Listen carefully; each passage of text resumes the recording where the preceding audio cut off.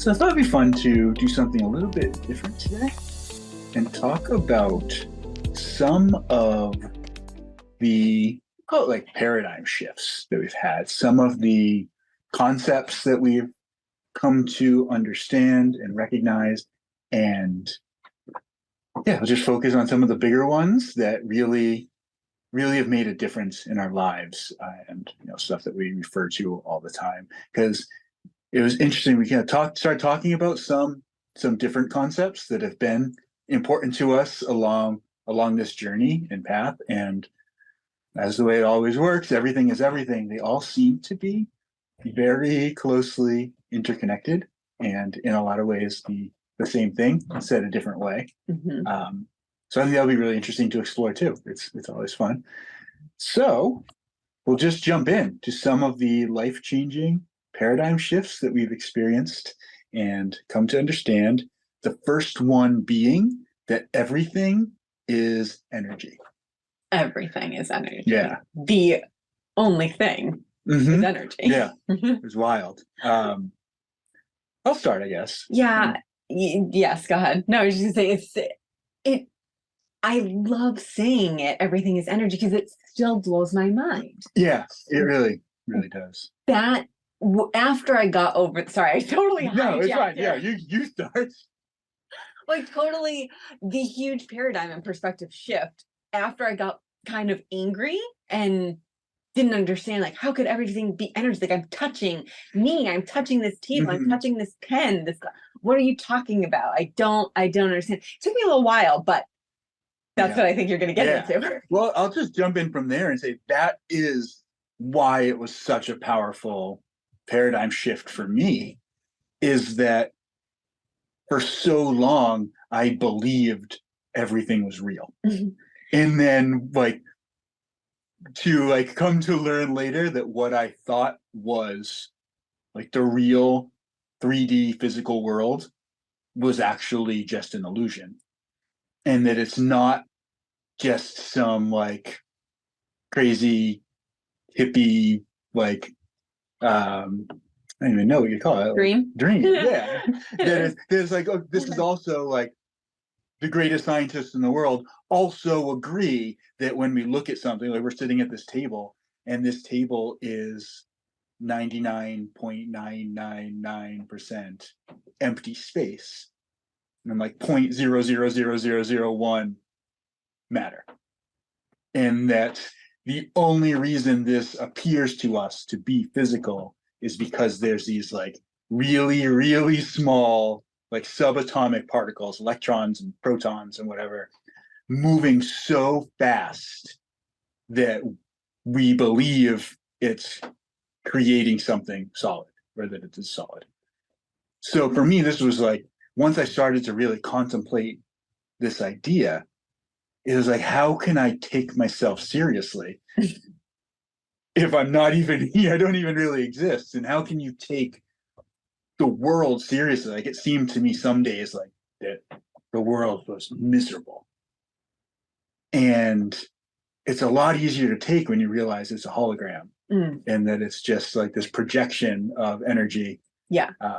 And for anybody who thinks that we are a little bit off our rockers, it's okay. We also didn't really believe all this too, but the scientists that are talking and explaining these things are like Nassim Harriman, Billy Carson, so many other people that are on the forefront of these discoveries, like Albert Einstein and Max Planck and a lot of really, really smart people. Well, what I also I'll just say that Einstein, when we've been watching a lot of Nassim Harriman's shows on Gaia and documentaries, he's a genius.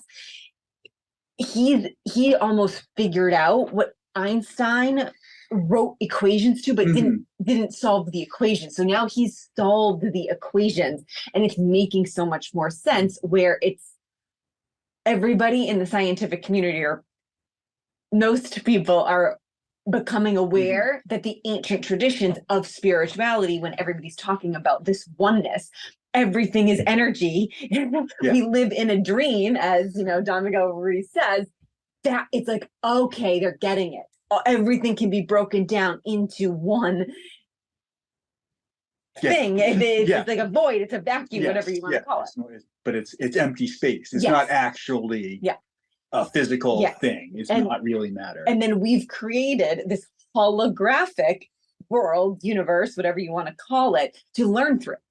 Yes. And we have these 5 senses that allow us to see, hear, feel, touch. So that's why we're able to touch this, because in our humanness, the energy, whatever's vibrating within my hand, can feel this substance as a table. This substance as a pen, as a paper. It's so mind-blowing, but it's like in the same way that when you like play a video game, to that video game character, the world they're in is real. But from our perspective, looking at it from like a different dimension, we understand that it's all just playing out on a screen or, 3D like headset, but that it's not really there. It's just pixels on a screen, aligned and informed in a certain way that it appears to be a world. But the character that's in that world, it's their real world. Pull back one level, that's us, and we are in this holographic universe, and we're experiencing essentially all these little pixels moving around, but to us it seems really, really real. And I believe the point of that is that we are here, like you said, to learn lessons and experience different things and grow. And that's been such an incredible thing, to be able to sit and like contemplate this mind-blowing realization. Really changes like my perspective on everything. And really, like I said, like I don't take the world quite as seriously, because I know it's not real and it's just energy. And then knowing that everything is energy then opens us up to so much more potential and so many more different perspectives. Yes, I believe when it first sunk in that everything was energy, it is still something that I think about a lot, because I have to remind myself of, okay, it's as though energy is coming first and then matter's coming second. And matter is material. So that is houses, it's money, it's people, it's exactly. So where this was hugely profound for me, and where I really dug into everything is energy, is through manifestation. That's how you manifest everything in the world. And for so long, I was trying to manifest, money, a different job, different things, but I wasn't connecting to the energy. I was focusing on the material, something that's outside of me, something that is tangible, something that is an object or whatever. And I wasn't placing my energy onto the energy that brings forth the material item. So we'll say money, because that's a very easy thing that I believe everybody who doesn't want more money. But there is a specific energy of money that you must align to energetically, because we are energetic beings, and energetic beings mean everything is energy. So that will bring forth money. It's not working harder. It's not taking on 8 more jobs. It's not like going to, hopefully, I know some people win the lottery, but that's a 1 in a billion. So those are external material things. Where it's everything is energy. It's like the energy comes first. Match your frequency to that, because everything is vibrating. That's what we mean by it. And then it will manifest. Yes. And that's because it's all not really there. So when we think in terms of matter and like the physical material world, you think of, like Joe Dispenza says all the time, like matter trying to change matter, which is also possible. Like you can make a lot of money by working a lot of hours. Absolutely. Or working really, really hard or doing something. But that requires a lot of time and a lot of effort. It's very similar to, I don't even know, it's not the right, I don't know. It's a path I don't want to go down, but I just want to talk about like space and time, and thinking of time as a measure of distance in what we'd call this like the actual, we say 3D, but it's actually like a 4th dimension, because it's length, width, height, and time. So if you think of like a 3D model of something that doesn't move, that's not experiencing time. And then when things are actually moving around, time is the fourth dimension. So that we actually have four dimensions in this reality. And time is a measure of distance. And if I want to move from where I am now to where you are, it's not very far, but it's going to take time to close that gap. And it's like me traveling through space requires a certain amount of time. And that's so when you're thinking of matter changing matter, you bring in the element of time and that things need to happen. And there needs to be like this bridge of instances and all the things that happen in between where you are and where you want to be and where you're going. For sure. And it makes things more difficult. But we also have the idea that time is emerging from the past in a way. And I don't want to get into this too much. We have another episode where we talk about time a lot and what this means.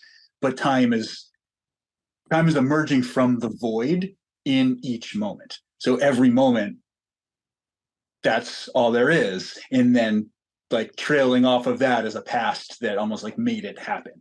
So thinking in that sense and realizing that everything is just materializing in the moment, it becomes a lot easier to almost, I'll say the word manipulate, even though it has like a negative connotation, to manipulate energy and create a new reality. And things can actually come, like they come from the void. We don't need to know necessarily where they're coming from, but things can materialize out of seemingly nothing. But it's actually infinite, dense matter. Yes. That emerges into this reality that is mostly space. Exactly. Because we've been talking a lot about us having energy. Everything has energy. Trees has energy. The ground has energy. Yeah. I mean, TV, colors and sounds. Like, yes, everything. There's nothing that does not have an energy to it.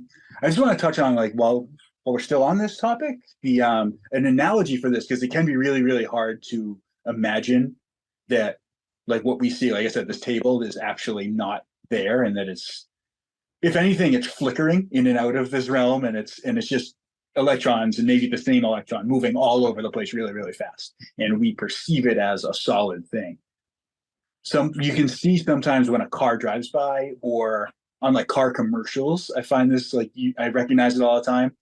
And you'll see a car like driving along on like this like on one long shot of a car driving, and the tires are spinning really fast, and the tires are spinning so quickly that they appear to be not moving. And it sometimes looks like the car is just sliding along the ground. And I remember being young and watching commercials and thinking it was weird that the cars weren't actually driving, that they were just moving them. And then somebody told me like, oh, that's just like an optical illusion because they're moving so fast that the tires just appear to be not moving because our eyes register it. We see one thing and we perceive another. And that's just moving, we'll say like 60 miles an hour. Or however like rotations per minute the tire is making to make the car go 60 miles an hour. But it's not going that fast. But that's nothing compared to the speed at which things are vibrating in this universe. They're like flickering and vibrating at the speed of sound, which is like astronomical. I can't wrap my head around how fast that is.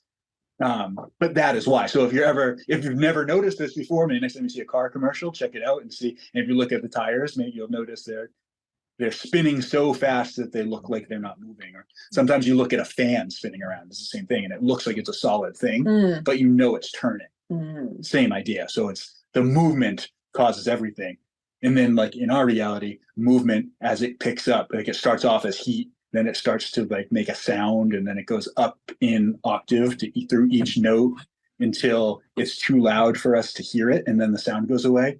But then we'll start to see color, and it starts out in like a red, and then that red gets a little brighter, and then it turns orange and yellow, and it works its way up the spectrum until we can't see it. And then I think if you follow that trajectory of energy, you eventually start to have like life forms and thoughts and things of like higher nature and higher nature. That makes sense. So I hope that that's a helpful analogy for people to recognize that everything is moving, even though it looks like it's not. And I just want to like kind of wrap up this little portion by saying, why does this matter? Yeah. What's the point of it? Why is this a big paradigm shift? It helps change your reality. Yes. Because I and you, and I know among our listeners, are people who want to change and to dig deeper and to be able to understand what we were never taught. Yeah. We were not taught this, or maybe if we were, I just don't remember. It didn't make any sense. Yeah. Right. Or didn't make any sense. It's making sense now, and it's making much more sense. And it's allowing me to understand that I do have the power to change things. Because if I'm energy and everything is else energy, then I can match it. I haven't mastered it yet. You know, I'm not a billionaire. I haven't mastered it, but I'm there and I'm getting it. And every day that I learn and want to understand more, it's making more and more sense. And I also it also helps me be connected to everything. If I'm energy, you're energy, the people are energy, you view everything as energy, which is they're different because it's different energetic charges and speeds and stuff, but it makes sense. Like, okay, we're all one and we're manifested differently, but everything is connected as well. Like Carl Sagan, the famous scientist, had a quote where he said, like, we are star stuff. It's like the things that make us up are the things that make up stars, and it's the same things that make up everything on Earth. And we're all the same thing. We're all the same energy. We're all the same, like I said, like subatomic particles. And we're like exchanging them all the time. Like sometimes the electrons that are appearing to be me will be the electrons that are appearing to be you. And there'll be stars, and there'll be the water, and there'll be the trees. And they're just moving. And it's energy. So like you said, like we are all the same thing. So it really, like, it's one of those perspective shifts that like changes the way you see the world. All right, so everything's energy. We talked briefly a little bit about time, and that there is an illusion called time within this reality we live in. The only time is now, meaning the present moment. There's a big affirmation and kind of, I would say, idea around the I am statement. And you hear this a lot in wellness and spiritual communities, like the I am is the creator, because I am followed by anything is everything, and that the creator, source, universe, God, whatever it is everything. So it can be anything that you put at the end of that word. You also hear and read a lot of affirmations that start with I am. And this is where it really shifted my perspective and the thought patterns, as well as the way that I speak to myself, because the I am statement or sentence reflects the now moment. So we previously talked about manifesting money. For so long, I told myself, well, one day I'll be rich. One day in the future. The future does not exist. Right. We create the future through the now moment. So I really had to shift my mind. It was a huge paradigm shift and pattern interrupt to speak in the now moment. I am wealthy. I am rich. I am a money magnet. Because what that statement's saying, it's collapsing the time. It's saying that I already am. The present right now is happening, and the future is created through that. So if I'm wanting or needing or worrying about money because I don't have it in this moment, I'm never going to get it. And it's also reinforcing my mindset, my thoughts and beliefs around money and abundance to have a future date. It's reinforcing the subconscious belief that I don't have what I want in this moment. So this sentence of, I am rich or I am wealthy has kind of a full circle effect where it's helping your subconscious reprogram what's been reinforced for so long, thinking that it's going to happen in a future that doesn't exist yet. It brings it to the now moment because that's all that there is. This also goes hand in hand with anything that you desire or want. Money is just a great example, but another good example is health. Like, I am healthy. How many times do you hear people say, I am sick, or, oh, I hope I don't get sick? That's the nocebo effect. Yeah. It's almost like the universe doesn't hear no. You're convincing yourself you're going to get sick, or, oh, I am thin. That was another one that I had to convince myself of because I didn't feel it. But I needed to, I needed the sentences of I am lean, I am thin, I am healthy, I am strong, to get me in, almost snapped out of a future that hasn't happened yet. It's consciously speaking in the present moment. It really is, you're trying to trick yourself. Yeah. Unfortunately, like, I know that it's weird. Well, how do you trick yourself? Repetition. Yeah. Or in a sense, you're trying to stop tricking yourself, that the opposite is true. Yeah, that's a good way to So put it. if you think of time in the sense that we created time to make sense of our memories, but it doesn't really exist. Like you said, all that exists is right now. It's only ever right now. No matter everything you've ever done, you did right now. You didn't really do something in the past.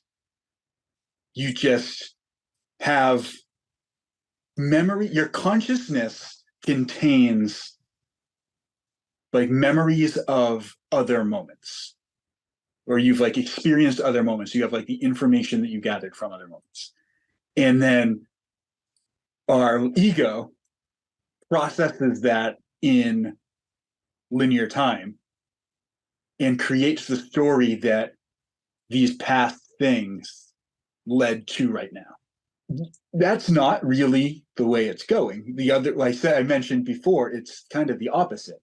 It's like the present moment is constantly emerging from the void, from nothingness, from wherever, from the ether. And then we experience the present moment, and then we kind of create stories off of it. So because we have this story in our mind of who we've been, we assume that that's who we are. And then we make up a story like, I am not thin, and tell ourselves. So that's why I think another reframe, and this is why these concepts are all really, really important to me, is because it's allowed me to completely change the way that I perceive my reality, to realizing that like, oh, when I have these like these thoughts that I don't necessarily want, these ideas that I don't want to believe in anymore, I can let go of them because they're not true. They're just something from a different moment. Yes. And in this moment, I can be whoever I want to be. Yes, I was just gonna, yes.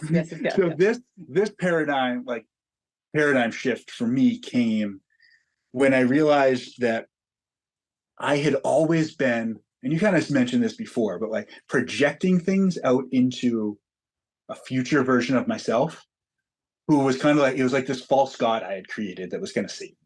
And I had this idea that, oh, well, in the future, there's going to be a version of me who doesn't have any of these problems, and I'll let him handle it. When he gets here, he'll fix it, which is really just an excuse to not deal with any of my problems in the present moment.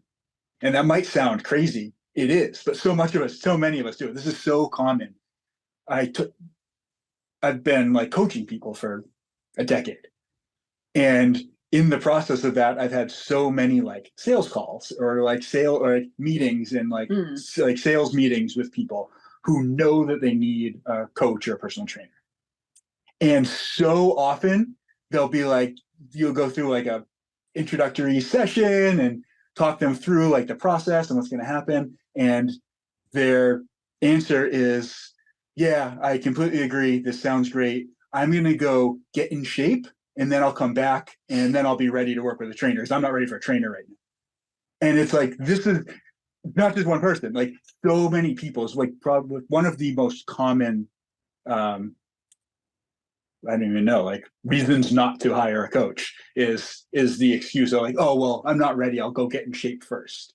And it's like, that's what we're doing. We're creating a false god who's me in the future, who's ready to have a personal trainer, but that person doesn't exist. It's like, it's the idea of like waiting for the perfect moment to do anything. Like, oh, okay, like I hate my job, but I'm not ready to quit.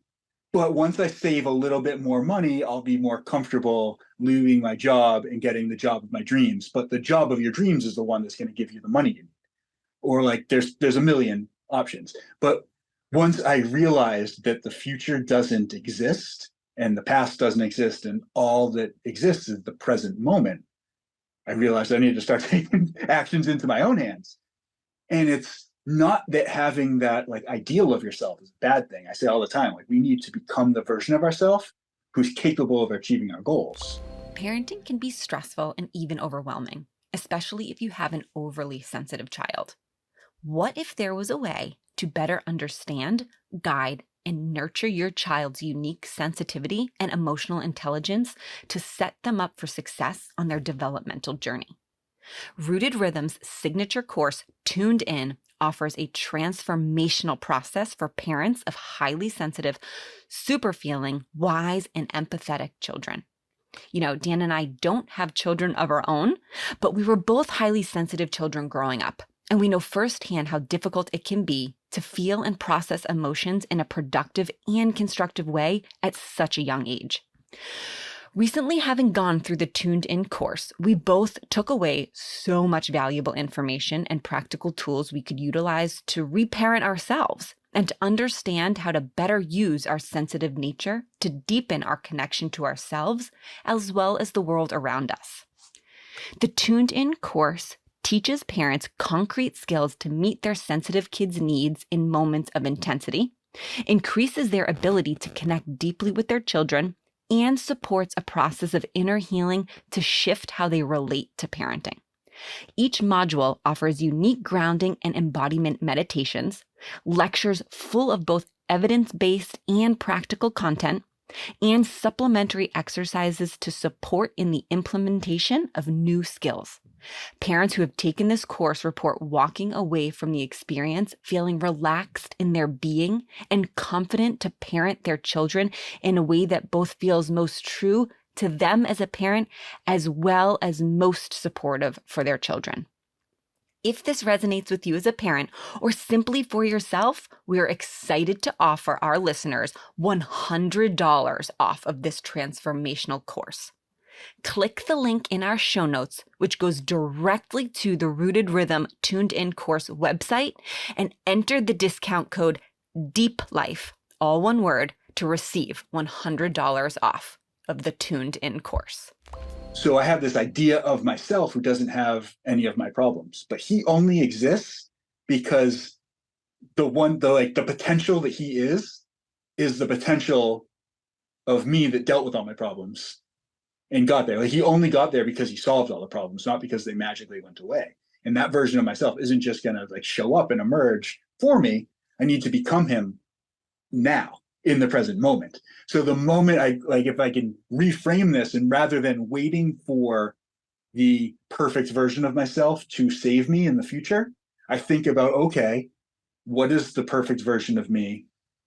What did he do to get there? And what would he do right now if you were in my shoes right now?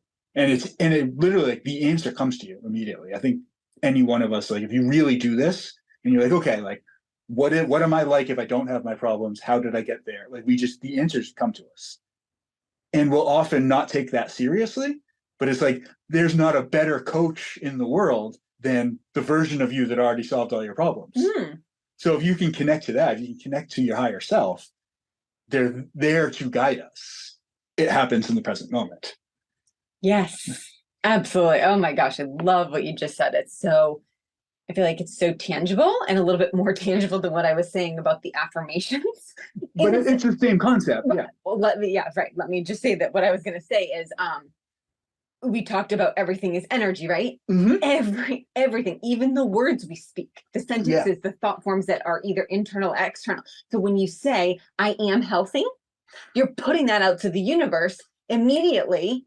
If you believe it and feel it, the universe is going to give you your health. Yeah, exactly. So it's the match. So it's, I'll be healthy, 24 hours when I get over this. No, start now. Even if you truly have to convince yourself over and over. That's why repetition on these affirmations is so important, because you can't just say, oh, I'm healthy, not believe it, not feel it, and then let it go.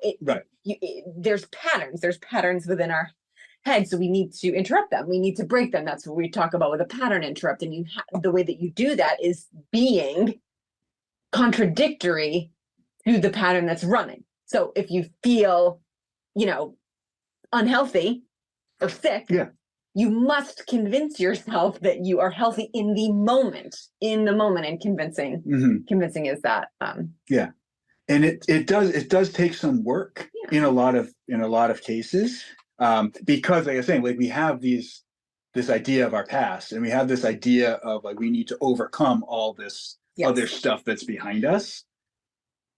And it's like it confirms so it's a story of our life that's confirming the beliefs that now we need to change.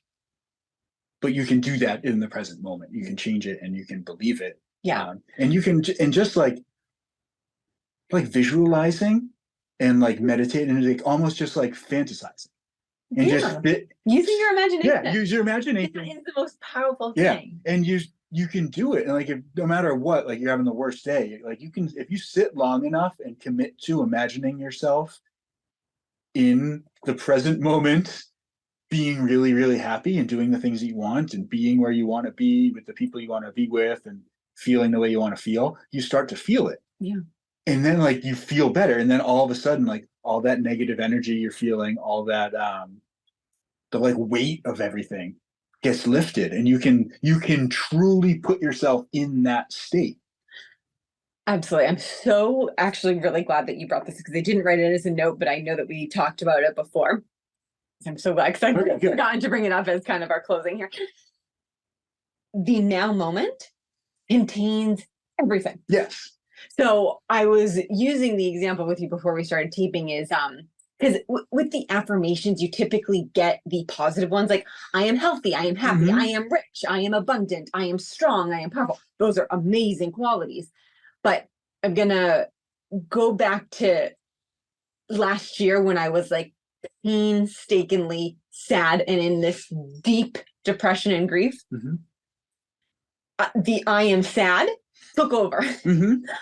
But I allowed it to, because I was honoring it. Like emotions, everything is energy. Energy in motion is an emotion. So the energy just wants to pass through you. So honor it. Like if you're sad, if you're really worried about a bill or something like that, allow it. What you resist persists. So just let the thought form, even if it's like 10 minutes of horrible worrying. I am poor. I have so many bills. Oh my God, do it. But then remember that the same moment you can tap into the energy of abundance, of wealth. If you're really sad, remember, allow the grief, let it happen. It's a process. It's natural. It needs to be let go of. You don't want that trapped in you, but know that there is a moment very close to it that you can choose to tap into the energy of happiness and joy. I am joyful. I am happy. Gratitude, feeling grateful for whatever it is, the memories, the pictures that you have of a loved one, because I used the example of being sad. It's there. The now moment contains everything. And I love what you said, what resists persists. Because so often, maybe every time, like fighting off and like fear of an emotion is way worse than feeling. So if we're like, you're feeling stressed or anxious or angry about something, and you're trying to not feel it or trying to not be angry, you will try to not be angry all day or all week or all month. And you'll build it up and build it up and build it up. And you're making that anger more and more powerful. And then you have to keep fighting against it, and fighting against it, and fighting against it. And it takes so much energy. But if you just stop and just feel the anger and then let go of the anger or transcend the anger, it's done. And it's no longer fighting against you. There's no more resistance. So you move on and you're free of the anger, and you don't need to keep fighting against it, keep building it up and making it stronger, because the actual process of just being angry for a little while, and then like you said, then just choosing to not be angry anymore because it had run its course, is so much less detrimental than like constantly being on the edge of anger. And then like any little thing happens and you blow up because it's like, it's just right there building up constantly. So that might be really helpful. And then you get to create something different from the now moment. This plays such a close, or this is so close to the next Yeah. topic that I want to talk about, because while we're on the idea of like affirmations, words are so unbelievably powerful. So unbelievably powerful that I did not realize this, even though the hints were there, because Domingo Ruiz says this in the Four Agreements, like words are magic. Yeah. And they can be used beautifully or like black magic. Yeah. And I swear to God, this only clicked like a year ago on how profound language and words are and how unconsciously I've spoken my entire life or have been taught to speak. Yeah, it spells. If we literally we're literally spelling. And the moment that you realize how powerful your words are, you'll never be the same. Okay, goosebumps. Yes. Yeah.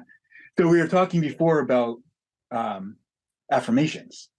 And I want to talk almost about like negative affirmations, because like you said that, you brought that up, and it's like so many of us do that all the time, whether it's out loud, like looking for sympathy, or if it's just to ourselves and we're just like, I'm not good enough, I'm miserable, I hate myself. Or you constantly dwell on the things you don't have or don't want. Right. That just, it reinforces it again. Everything is energy. You're putting that negative energetic charge on those words, on those thought patterns. So the universe is just going to give you more of it because that's what you are putting out. Yeah. We've talked a lot on the Deep Life in general about the idea of limitless potential. And that's what I was referring to earlier when I talked about the void. The void is limitless potential. And if you exist in limitless potential, like how do you get things? You need to choose one of the potentials and bring it into tension with yourself. Set an intention to bring one thing into your life. So it's the thing that you're focused on, the thing that you're constantly saying or repeating in your mind, the feeling and the thought that's always present. So if you always have a negative thought or negative like dialogue present in your mind, you're bringing negative possibilities into tension with yourself and bringing them into this holographic material world that we live in. So our words are so unbelievably powerful. So I think the solution is to pay attention to the words that you're using, whether you're speaking out loud or internally, because so many of us live in two worlds, or think we do.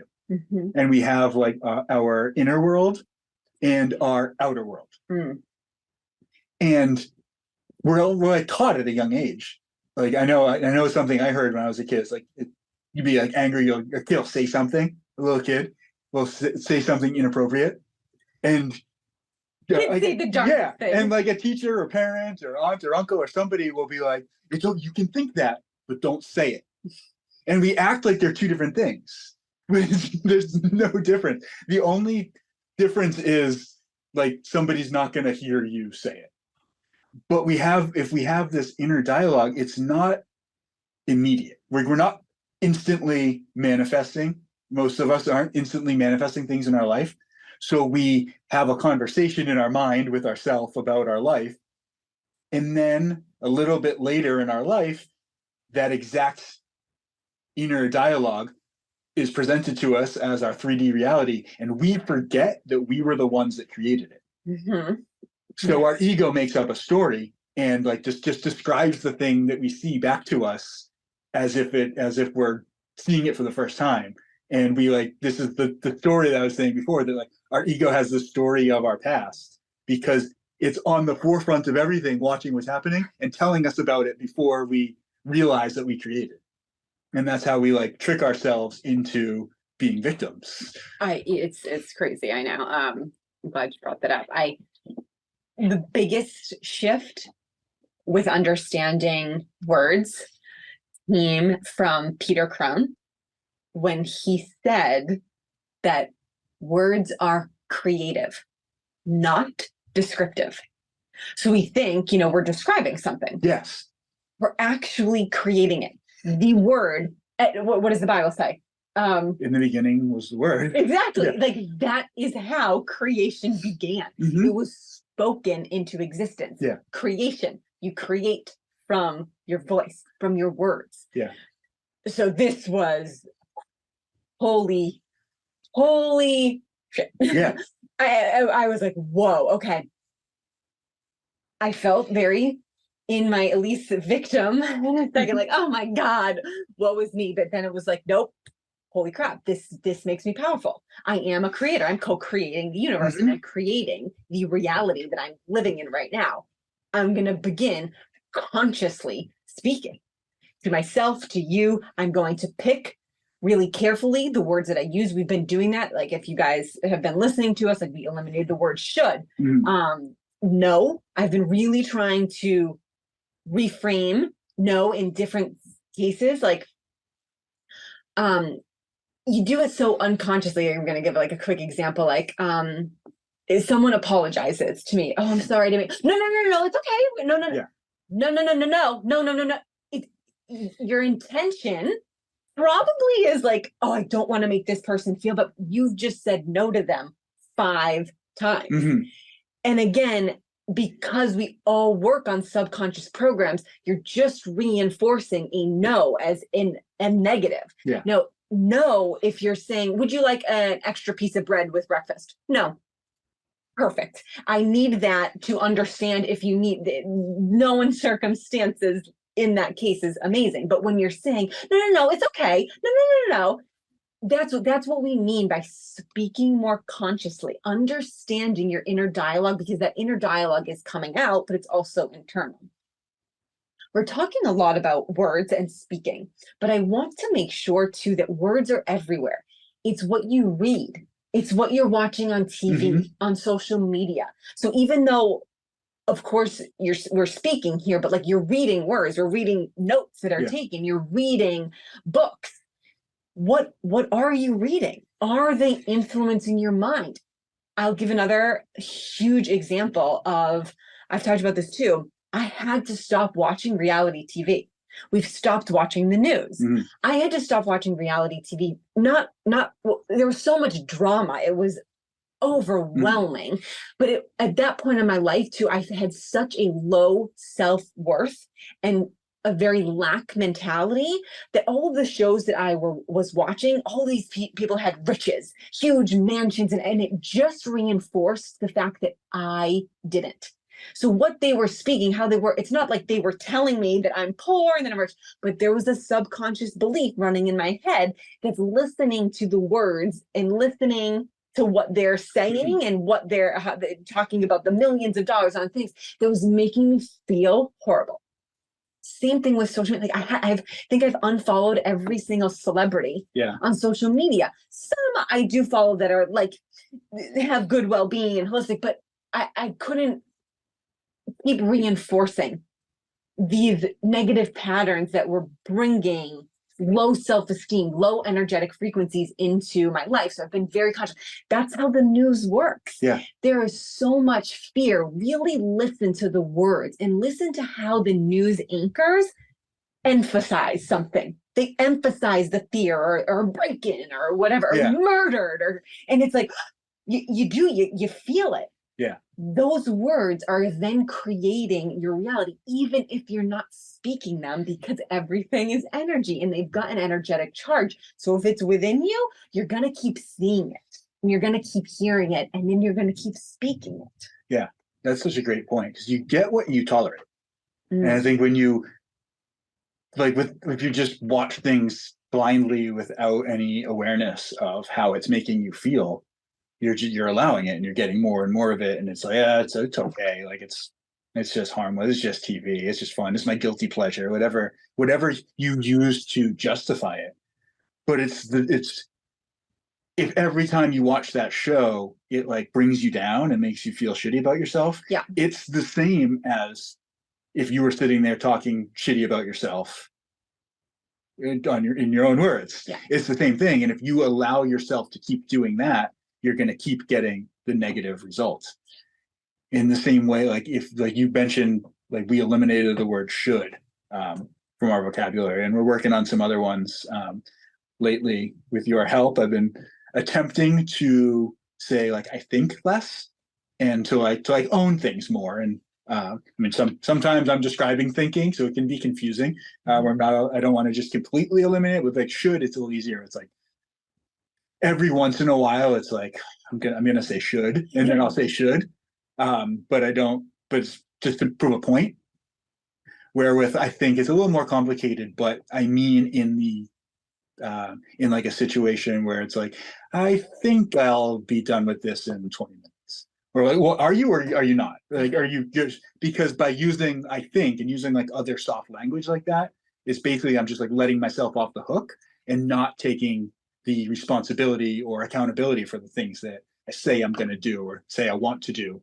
But it's like I think I'd like to maybe go to this. Like, do you want to do it or not? And just like own your shit. And I think it's been really, really powerful to not do that anymore and to like really only use words that I want to use and that portray the thing I'm attempting to say. Yeah. And I just as we're on you for an example, you're doing much better at it. You, as I know you and have known you for years, and our transcending our limiting beliefs and older selves, you always talk about being the best version of you, and every day you strive for it. But how can you be the best version of you if you're thinking constantly from your ego? If your ego thinks your higher self knows, where so long you have doubted yourself. And it's like, Dan, no, what do you want in this moment? I probably am being like harsh at it, but like it makes sense because then that means your ego's no longer running the show. Of course, we have to think things through from time to time, but more often than not, you do know in the moment what you want. And so many of us are silenced that way. And I think that's how I grew up and probably how you grew up. And it's especially over the years, we probably did it to each other and our relationship. We've had that conversation as well. So it's becoming aware. It's being conscious of everything that's attributing to how we're creating this reality, co-creating the world around us. Yeah. And it goes for almost like everything. It's like, is the way that you're speaking to yourself and others, is it creating like a victim mentality? Are you talking about how things are happening to you, or I can't believe this person did this thing, or whatever it is? And like, are your words making you weak, or are your words making you stronger? Is a really, really good question. We'll go back to affirmations a little bit, because another thing about speaking consciously is like slowing yourself down. And like breathing when you speak. Yeah, well, anybody's watching the video, you can tell sometimes I get on a tangent. You get so excited. And that's another, and I do that too. And it's something I am trying to get better at, because it is almost like you also just said like too. The quicker we speak, I do the same thing. But like is another word we're trying to eliminate. That is a hard one. So I'm sorry. Oh yeah. So so breathing. So you were talking before about using like I am affirmations that you don't believe. And when you're saying like I am thin, I am healthy, I am attractive, whatever words you want to say, but you don't believe it, you're gonna say it really fast. Like, or it's almost like rushing too. It's like it's uncomfortable to say I am thin if you look in yourself in the mirror and you think how fat you are. Or I am abundant and I am wealthy, but you like are afraid to look at your bills and there's no money in your bank account. So it'll almost be like, I think a problem a lot of people come across is they'll be like, oh, okay, like law of attraction, affirmations, I'm going to do this and I'm going to change. And then they'll be like, all right, I am abundant, I am wealthy, I am rich, I have lots of money, I am great. And it's like, you just rush through it. Don't like actually do it consciously. And then expect it to like be like this magic spell. Yeah. But if you were like to like stop and really sit, I am abundant. Sit with it, breathe. You have to ground yourself and be present. Yeah.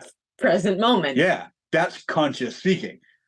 And that's like conscious affirmations. And it's like, that's the way it's like, because it's going to be maybe uncomfortable. So do it again. Like, I am abundant, and take another deep breath. Okay. Like, you can sit with it and you can feel it. And you're like, okay. And you keep doing it like that rather than like, I'm abundant, I'm abundant, I'm abundant, I'm abundant. I did it 108 times. I'm good. This money's coming. And it's like, you didn't do it once. You rushed through it and you didn't feel it, or you weren't actually present. But when you slow down and speak consciously and breathe to like lock it in, then you start to change the whole, like your energetic like frequency signature changes because those words carry a frequency. And then the idea that you attach to those words starts to resonate, and that carries a frequency, and your energy changes because you did it consciously.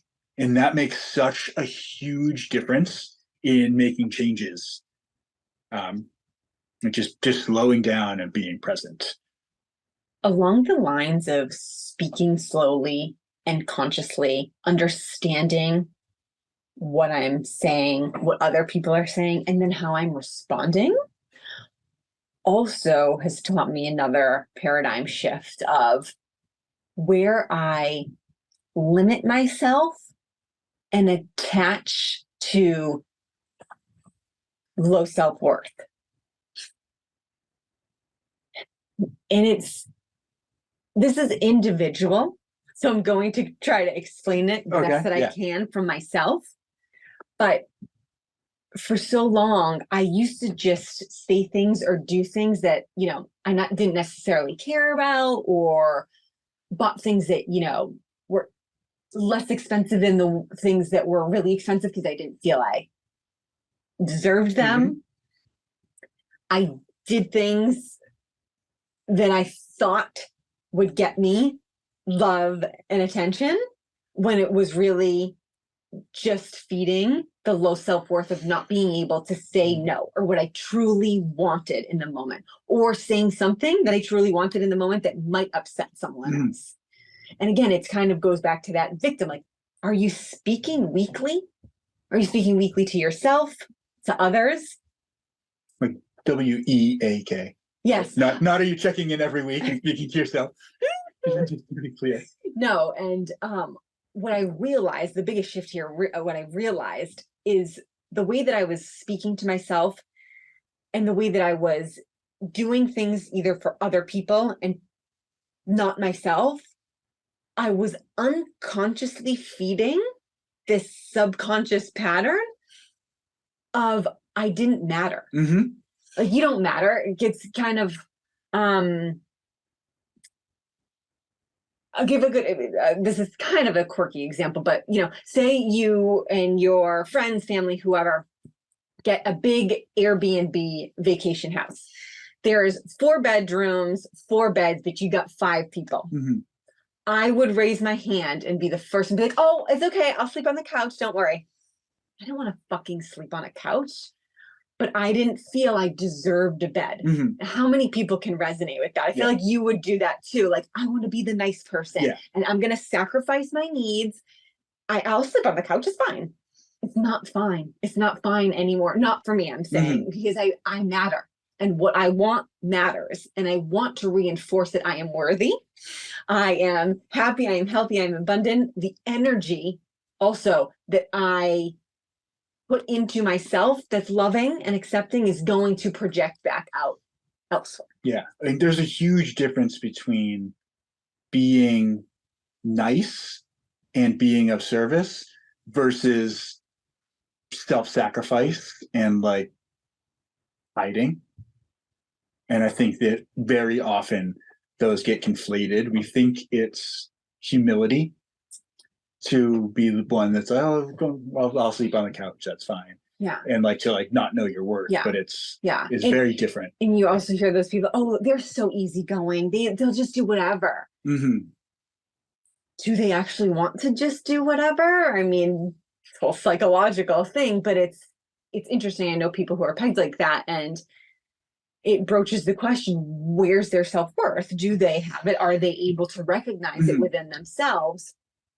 Something else that has been, it's something little, but it was really something I wanted to change, because again, I'm creating this reality and I don't want to settle anymore. Settling goes hand in hand with the way that I speak to myself, what I watch, who I read, how I read. In the mornings, my favorite, I love having coffee in the mornings, but we're here at, my brother's house still. And all of our stuff, our belongings that we purchased are still in storage because we didn't think we were going to be here that long. So I'm not utilizing any of the things that light me up, that get me excited, that I bought to utilize. So every morning I'm using coffee mugs that are my mother's, and they're not my cup of tea, pun intended there. And it was really upsetting me. But I kept doing, I did it for 18 months until a couple weeks ago, I went and bought a mug for myself because I was settling. I was telling myself, you don't matter. Just keep using the mugs. Who cares? Who cares? Who cares? Who cares? Well, apparently I do care. I didn't realize it. I've used this mug every single day from, I don't even put it in the dishwasher. I wash it and I am so excited. I don't even care that I'm using the same mug. It lights me up. And I feel so much of my life, and I think a lot of other people, we do these things unconsciously, settling, just saying it's okay. Oh, it's not a big deal. Yeah, I'll just sell. I'll use this, and it makes me sad because I now understand the feeling and the worth that I've given myself in these moments, as opposed to the unworthiness of how I felt before and how I was reinforcing that. Yeah. And it's like the vibrational frequency of the act plays a huge role in the effect it has on your life.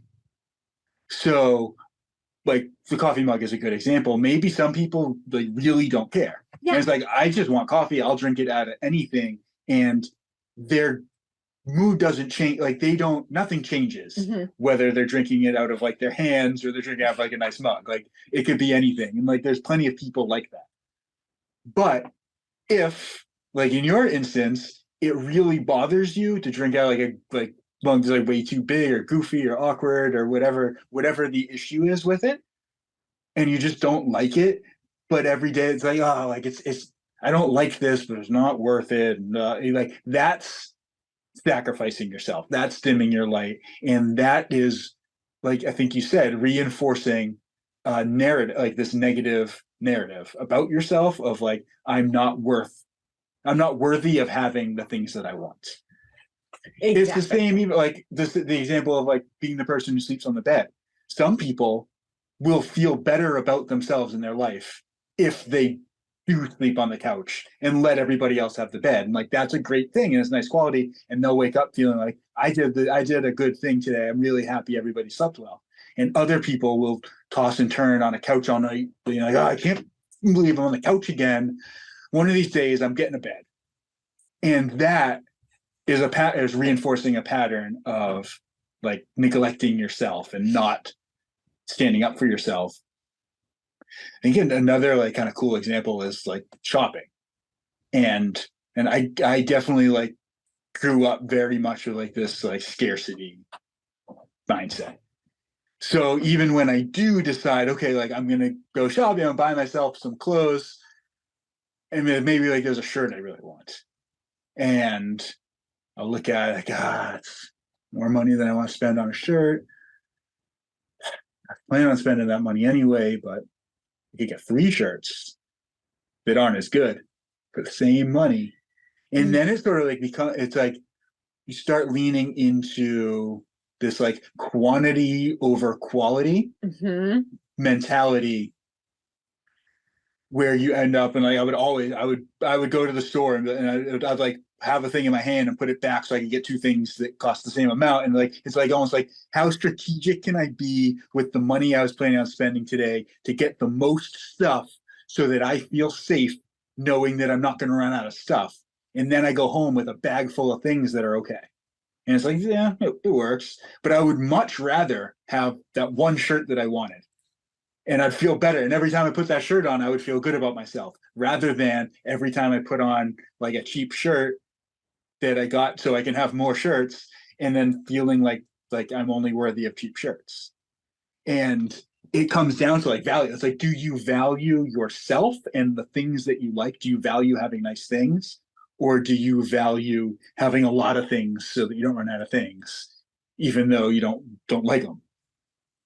That's a fabulous example. I'm really glad you brought it up, actually, because we can kind of full circle talk about this entire episode from that clothing example. Okay. Everything is energy. Yeah. The energy and subconscious belief that you had of lack, that's replaying in your mind. So it was just reinforcing not having the self-worth to buy one nice thing as opposed to two lesser nice things. So then we talked a lot about like the I am affirmations. You didn't feel worthy enough. Yeah, of course. Yeah. It wasn't that. Then in your mind, because your ego's trying to play off of what's happened in the past and how you grew up in a lack mentality, you created from your thought patterns, which is words, a scenario in your mind to buy 2 shirts instead of 1. And then again, coming back to what we were just talking about, it's reinforcing the I'm not good enough. And it's like, that's the wheel that we're all on. And it's like, how do you stop it? It's like, you've got to interrupt the pattern.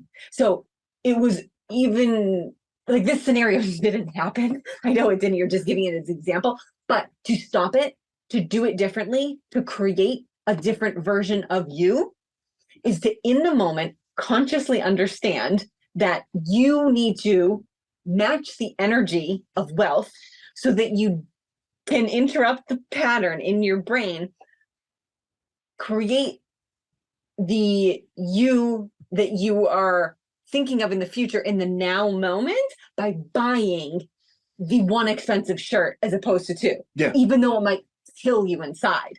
It's like, that's how you know the change is going to happen, because it's a scary, uncomfortable, like, holy shit. But that's, did I kind of full circle? Yeah, I think that was amazing. Yeah. And it's in that, like in the present moment, right? I'm breaking up what I had mentioned, I had talked about before. We have this like illusion of a linear past that is creating each moment.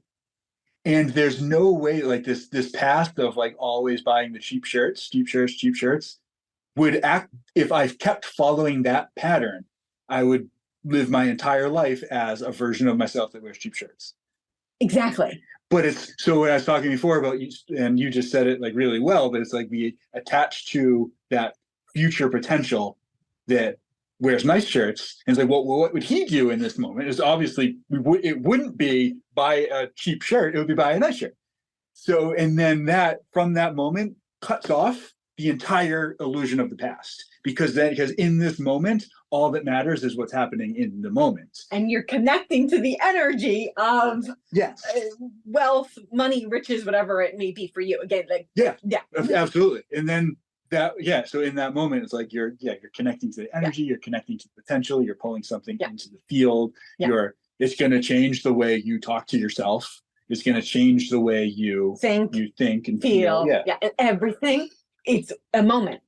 It's one moment. You are deciding in one moment. Yeah. Isn't that so cool? That is also, I feel like we didn't really touch upon it within these within this podcast, but that is, I think, the most powerful thing. You get to choose. Having all of these paradigm shifts that have helped us, and we hope that are gonna help other people too. It's like you get to choose, and you can choose differently. If you choose the same, like that's also okay. You're at least now aware of it and can consciously choose different the next time. Yeah, that's a really good point. It's like just being aware of your choices is the first step to making better choices. Yes.